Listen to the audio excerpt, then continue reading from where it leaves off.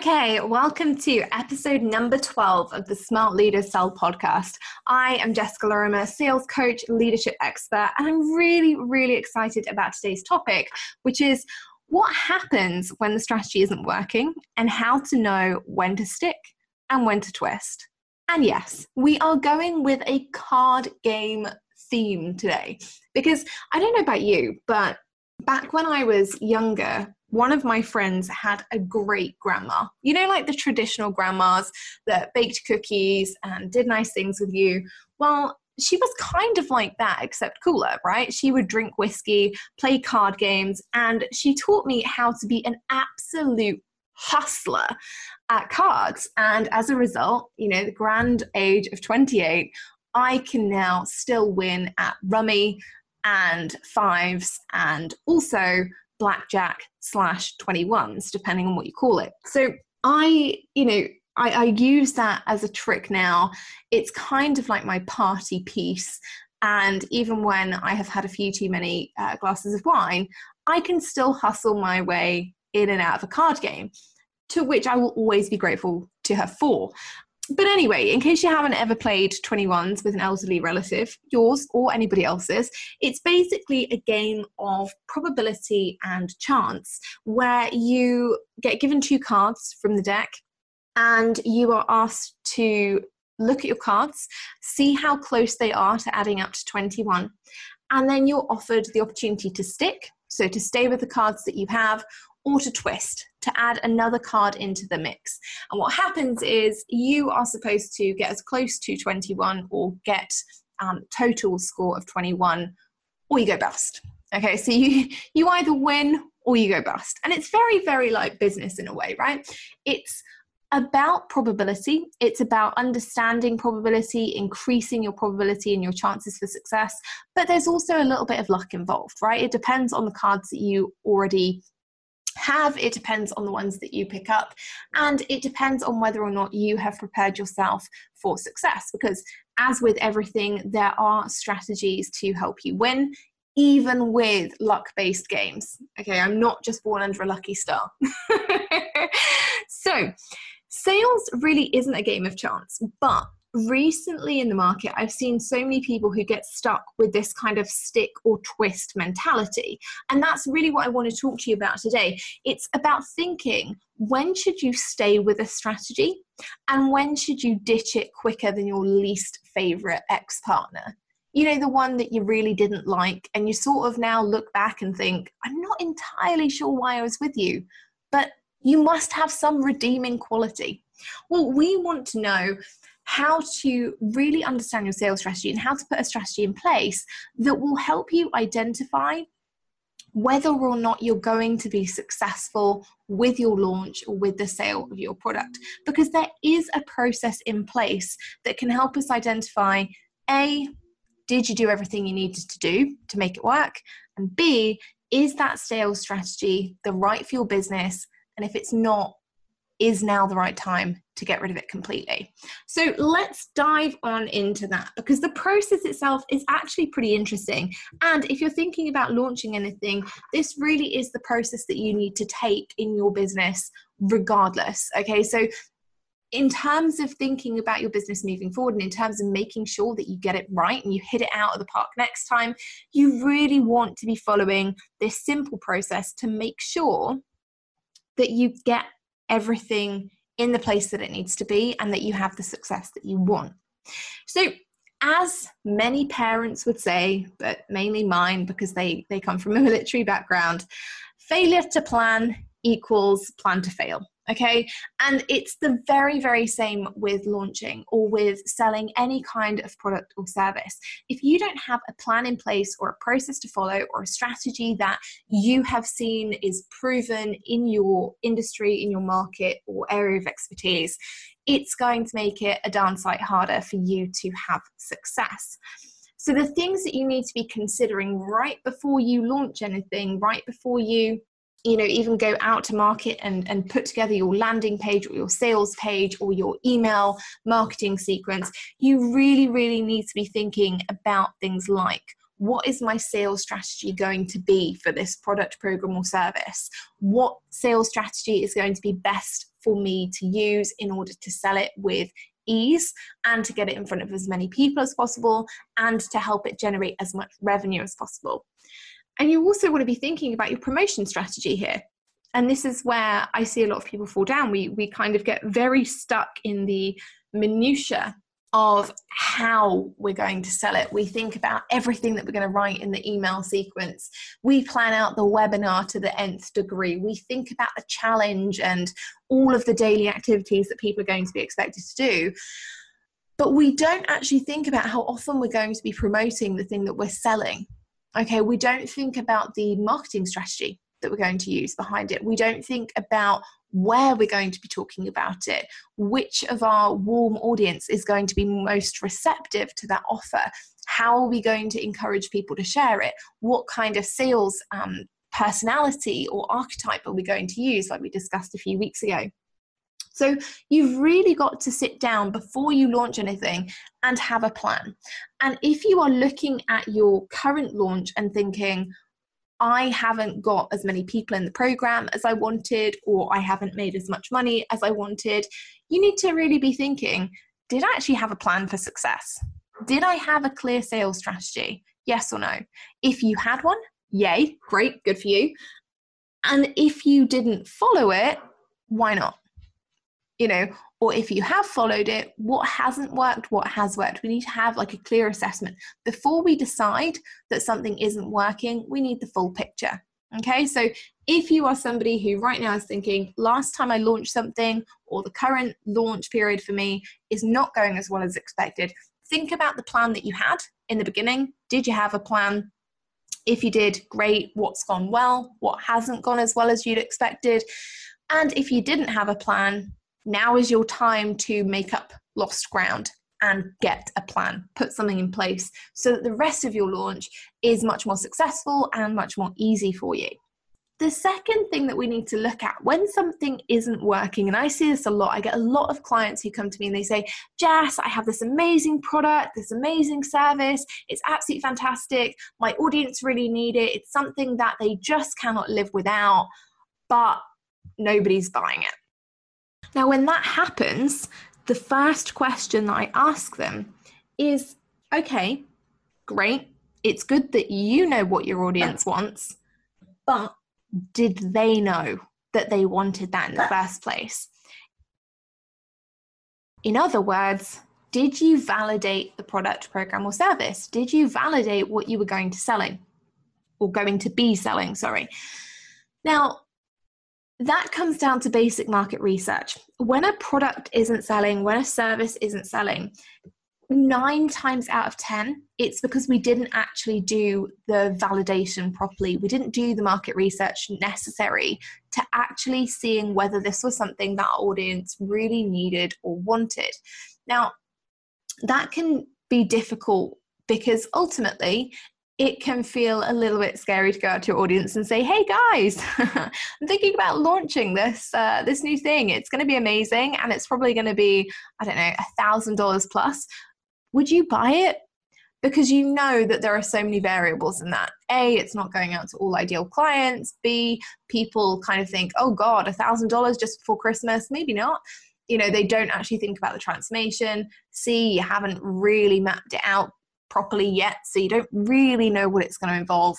And so those kinds of things can make market research a little bit difficult, but you really do need to be validating products or services before you start to launch them, because otherwise we make the assumption that we know what our audience wants and needs, and the reality sometimes can be slightly different. It can also mean that the next point around communication of value isn't there. If we don't validate our products or services before they go out, before we launch them out into the world, it can be really, really difficult to focus on the key areas of transformation that we need to talk about in order to help people feel comfortable about making that buying decision. So when you're going out there and you're doing this market research with your audience, you really need to be doing a couple of things and testing a couple of things to make sure that your sales strategy is on point and that you don't get to this piece throughout your launch where you're starting to think, this isn't going as well as I'd expected, I'm not entirely sure why, because we'll have the market research to back it up. So you need to be going out to your warmest audience. You need to be asking them about their biggest struggles, what their biggest struggles are right now, getting some validation around the fact that your idea, the thing that you think that they need, is a big pain point for them. Because obviously, if there's no pain, then unfortunately, it's going to be really, really difficult for you to sell it to your warmest audience, even though they are the people who are going to want to buy from you most. All right. So you need to be going out to your warmest audience. You need to be asking them the question around what their biggest pain points are right now, what their biggest struggles are. And then you need to be explaining to them and finding out from them how they like to work. Are your audience group people? Are your audience people who prefer to have the thing done for them? Are they people who want it done with them, i.e. they want to be coached, or they want a VA or an OBM, or they want to be in a group of people who are all going through the same experiences that they are having? Now, some of that is going to be down to the buying archetype that your community have. So if you haven't gone back and listened to last Monday's episode on buying archetypes, now is the time to go and have a little listen and find out what kind of buyers your audience are, and therefore look and use that with your market research, with your validation of that product or service that you're releasing. So that's the second thing. When we're looking at why a product isn't launching in the way that we'd expected, or why launch isn't as big as we have expected, we've got to be looking at, did we actually validate that? So in terms of knowing whether to stick with the strategy or whether to move away from that strategy and try something else, we need to be thinking, is the offer right for our audience? Did we actually validate it? Do we have evidence that that is our audience's biggest pain point at the current time? Now, if you don't have that evidence, now is the time to go back and ask your audience, hey, what is your biggest pain point right now? Don't bring the fact that you're selling something into the mix. Just ask them and do a quick check-in and find out whether that really is what they need right now. The other indicator of whether you should stick or twist with a strategy is, are people actually buying your stuff right now? Now, this is always a really difficult one, because I get people who come to me all the time. They go, but Jess, I've only sold 2. And I'm like, yeah, and? They're like, okay, great. So I've sold 2, but that means my strategy sucks. Nothing is working. I'm going to go out. I'm going to try something completely different. I'm going to launch a completely different offer. Instead of doing the one-on-one, I'm going to launch a group program, or I'm going to go and spend like $5 squillion in Facebook ads. And I'm looking at them kind of horrified, because the reality is, if people are buying, and it doesn't matter if it's 2 people or 200 people, the fact is, if people are purchasing, you are doing the right things, and actually you have the right offer. But if they're not buying on the scale that you want them to buy, you need to be thinking about, okay, am I actually launching on the scale required to hit those revenue goals, to hit those traffic goals? Because remember, selling things is ultimately very, very simple. It comes down to having enough eyeballs on your offer, and enough eyeballs that have pain with regards to that particular problem and want it solved. So if you've only sold 2 and you're thinking, hang on, there are a lot of people out there with this particular problem and this particular pain point, and my community have highlighted this as their biggest struggle right now, but I've only sold 2, you need to be thinking, okay, there are 2 things that could be an issue here. 1, am I actually launching it? Am I actually promoting the ever-loving heck out of it? Am I everywhere? Am I talking about it on my Facebook page? Am I talking about it on guest interviews? Am I guest blogging about it? Have I done the simple things like changed my Facebook cover photo to reflect that I'm currently mid-launch for something really exciting? Have I talked to my community about it? Am I sending daily emails to the people who've indicated that they're interested in it? Am I using case studies, testimonials, breakdowns, anything like that? Am I talking about it everywhere and anywhere that I possibly can that would have the right eyeballs going to this offer? And if you're not, if there's part of you that is thinking, yeah, actually, I've got a massive YouTube following, but I haven't even done a video about it. Or you're thinking, oh, I sent one email to my email list about it about 5 days ago. That's not promoting it everywhere and anywhere and as much as possible. And it means that you're diminishing your chances of your launch being successful. It doesn't mean that your strategy doesn't work if you have only a small amount of people buying. Okay, that's not what it means. If you have a high ticket offer, you are more likely to get fewer sales, but you are likely to bring in a large amount of revenue. If you have a low ticket offer, it's really important that you're getting a lot of eyeballs on it. It's important that you get a lot of sales through the door. So you need to be thinking about, where am I promoting it? Is it easily accessible? Am I making it easy for people to buy? Okay, so really be thinking about that. If people are already buying, it doesn't mean your strategy doesn't work. Far from it. It means that your strategy does work, but it could mean that you need to be doing more of the right things. You need to be promoting more. You need to be talking about it more. You need to be open and transparent and be, answering questions and things about it more often, so that people know and are seeing it regularly enough. Because the average person, they have to see something 7 times. They have to have 7 touch points with you or with a product or service to make a purchase. So if you haven't given them 7 touch points and you sent them an email 3 weeks ago, it's quite likely that they, in all honesty, have just forgotten about it. And they've walked away, forgotten about it, and they're busy focusing on something else. So you do need to be in front of your audience. Now, the second thing could be, on that note, is that if you have a few people buying, but not the scale of people that you were expecting, you need to be thinking about your communication of value. All right. Are you clearly communicating the transformation? And are you, talking about it in a way that your audience understands that, yes, this offer is for them? Are you making it easy for them to self-identify? One of the things that I see quite a lot is that people get scared to sell. We get scared to tell people, yes, this offer is great for you.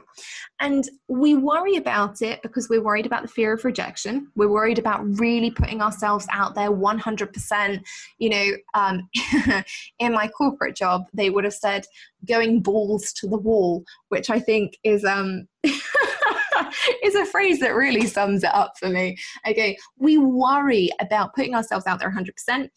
Like in anything, sales is not different to dating. It's not different to weight loss. It's not different to any area of change where you have a goal that you have to declare. Okay.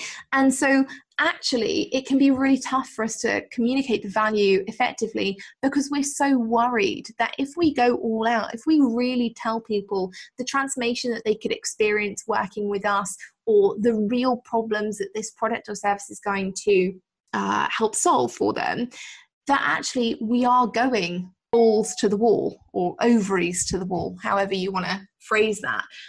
And that puts a lot of pressure on us, because ultimately we can only control the effort that we put in. We can only control the 150% effort that we put in to make sure that our clients and customers have a great experience and that they get the results that they want. And that's really challenging for a lot of people who are selling with integrity, because ultimately we also know that there are going to be people out there who are not going to make every effort. They're not going to take every action required, and they're not going to get the results that they want. So it can be challenging, particularly for new salespeople, or particularly for new business owners who are worried about making a big promise, because the automatic thought isn't, oh my goodness, this is going to be amazing. So many people are going to transform their lives from my program or service, and it's going to be incredible. The thought is, oh God, what happens to that 1% of people who just don't do the work, and they just don't lose the weight, or they don't get the relationship of their dreams, or they don't make the money that they want? and we focus on the negative, right? And because we're focusing on the negatives, when we're trying to communicate that transformation or communicate that value that we should really be focusing on, we're actually half-arsing it. We're talking about the things as a maybe. Oh, potentially you could have this result. Maybe you could do this if. And that doesn't make people want to buy, okay? Because ultimately, people want you to be very, very confident in your side of the bargain, okay? You are the expert. If you have built that know, like, trust factor with them and you are saying, yes, this is going to be the best service that is going to help you achieve X, Y, Z, they trust you. And yes, absolutely, when you're selling with integrity, you should be saying, ultimately, the strategy is there, but the results and the work that you put in are integral. You know, the strategy isn't going to just get you there. It's got to be about the work that you put in that's going to help you achieve the right results, okay? The other thing is that what I find a lot is that when people are going back to communicating the value, we focus an awful lot on the features. And honestly, you know, one of my clients says this, she says, features tell, stories sell. And I always change that to features tell, benefits sell. When we're selling something, and think about it, when you are selling a life-changing, business-changing, relationship-changing transformation, do you really want to think about the amount of PDFs or recipes or 1 hour calls that you're going to have to sit on in order to help you get from A to B? Not really. I mean, it's nice to know, but does it really sell you? Do you really look at the sales page and go, oh my goodness, I'm going to get 65 pages of vegan recipes. Of course I'm going to buy it now. No. If you're anything like me, you look at it and go, oh my goodness, 65 pages of recipes. I wonder how many ingredients that is. And I wonder whether that means that my local Tesco supermarket is going to sell those. And if they don't, where will I go? And what will happen? And by the time I know it, I've talked myself completely out of it because it seems really difficult because the feature doesn't sell me. It doesn't connect me to anything deeper than you're going to have to go and do a lot of shopping and it's probably going to be a lot of hard work. And really, do you really, really want to do this? And the answer is no. When I look at the features, the answer is always no, because the features equal work. Okay. Now, when you focus on the benefits, you're tying somebody into the fact that yes, work is going to be involved. Obviously, they need to do the work to get the results. But also you're connecting them to their bigger why, their bigger purpose, and their bigger reason for actually doing the action or taking the action to make the result happen. And that's really important. So when you think about the benefits, you need to be thinking, why is having a 1 hour call every week really important? Well, of course, it's about accountability. If we could all keep ourselves accountable, we'd all be doing all the things and hitting all of our goals. Unfortunately, life happens. So it makes it really difficult, you know, and having those calls every single week means that you have somebody there to troubleshoot things when things aren't going in the way that you expect. It means that you've got accountability. You have somebody checking in every single week to make sure that you're on track to hit your goals. And if you are on track, they're celebrating with you. And if you're not, they're giving you, you know, they're giving you a velvet covered kick to the shin to make you do it and to really help you achieve what you want to achieve. So you've got to be thinking that when you're communicating the true value of whatever it is that you're selling, are you selling features, you know, the PDFs, the length of time, the calls, the everything, or are you selling the benefits? Are you tying them into, hey, in just 6 weeks, you're going to be able to go to that cocktail party in your little black dress, feel absolutely fantastic, have all of the eyes in the room on you, where you feel glamorous, you feel good, you feel completely different to the person that you are now. You're more confident, you're excited, and you're ready to go out and be the star for an evening, you know, or you think about the benefits in terms of business. You're going to be able to, in 12 weeks' time, put together your core message in a way that is able to be monetized. You're going to be able to talk to your audience across a variety of platforms and social media channels in a way that makes them feel connected to your mission, to your purpose, to your vision, and also makes them want to whip out their credit cards quicker than, I was going to put in a very rude analogy here, but you know, you guys can think that for yourselves. Needless to say, it did have something to do with dancers, clubs, and $50 notes. But I digress. You've really got to be thinking about that communication value when you're looking at your sales strategy, and is it or is it not working? You've got to be thinking, okay, am I actually communicating the transformation that they can achieve, or am I half-assing it? Am I hesitating around communicating that true value because I'm scared that they might not achieve it? And am I scared that they might not achieve it because they won't put in the work, or because my strategy isn't solid yet? And those are really important things, because obviously if it's that you're worried about the prospect not putting in the work, then ultimately all you can do is put together a course, a program, a service that makes them want to keep moving forward, that gives them that momentum, and the work is really up to them. And if it's that you're not solid in your strategy and you're not sure that it will actually work, you need to go back to the drawing board. You need to plan it out. You need to look at the results, look at the evidence of it working and things that you could tweak, so you really can be confident communicating that value later on down the line.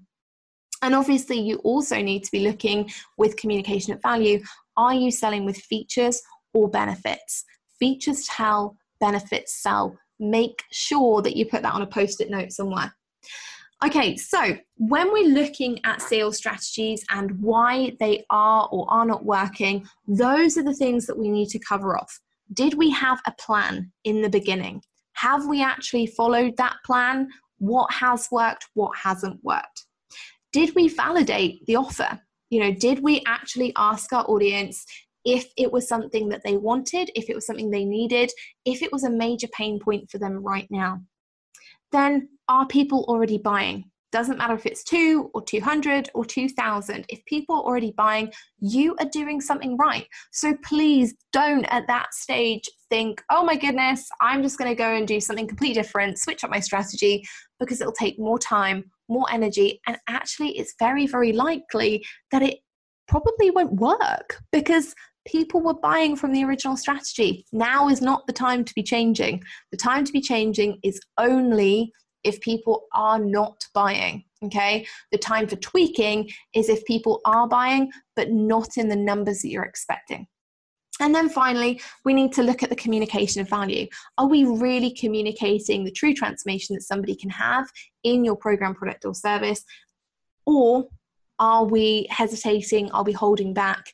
Are we worrying about the big product or promise? And ultimately, are we actually selling the benefits, or are we relying on the features to make sure that they sell? Now, if you get to the end of that checklist and you think, oh dear, I didn't validate it, I'm not sure I really had a plan, people aren't buying, and I'm not sure that I'm communicating the true value of what it is that I'm selling, now is the time to twist. Okay, let's go back to that card reference. I know it was like 20 minutes ago, but let's whiz back to the card reference. Now is the time to twist. Now is the time to change the things that aren't working. Don't change them all at once, because that will make it much, much more difficult for you to track and much, much more difficult for you to understand what did work and what didn't. But you really want to be thinking, okay, at which point did it kind of fall apart? Was it the plan? Was it the validation? Was it the people purchasing? Or was it the communication of value? And you want to change one bit at a time. If, however, you've looked through the list and you're like, okay, actually, I did these things, maybe not as well as I could have, but I did them and people are buying, but they're not buying at the level I want them to, now is your time to stick. Stick with the strategy, because it is working.